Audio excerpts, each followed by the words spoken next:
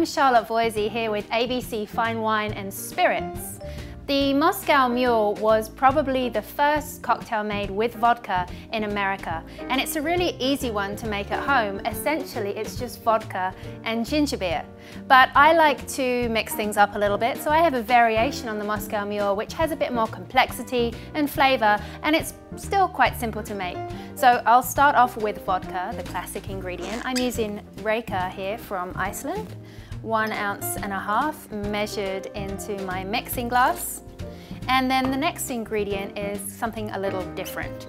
This is an Earl Grey tea simple syrup. So this is essentially a simple syrup, a sweetener, made with Earl Grey tea. So it carries through that flavor with the simple syrup. It's really quite nice. Now to balance all that sweetness, we need some fresh citrus. So a lime will do the job. I'm gonna pull out 1 lime, cut it in half, and I'm looking to squeeze about 1/2 ounce of fresh lime juice into my jigger, my measuring tool here, just to make sure I have enough.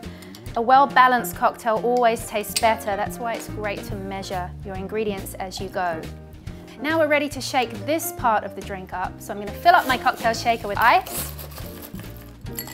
all the way to the top, and give this a good, quick shake. There's no heavy ingredients or muddled fruit, so a nice quick shake will suffice.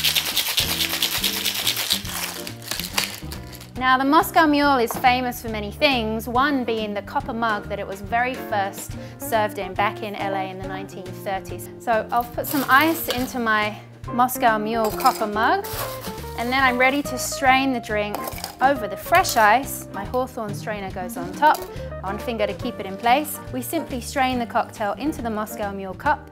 It's gonna reach about halfway, which is perfect. And then we take our ginger beer. So we'll fill up our Moscow Mule with the ginger beer like so, and give it a little stir so that that first sip isn't just ginger beer, it's nice and integrated. And now I'm gonna take another lime, cut a wedge. This is gonna be my garnish, but a functional garnish.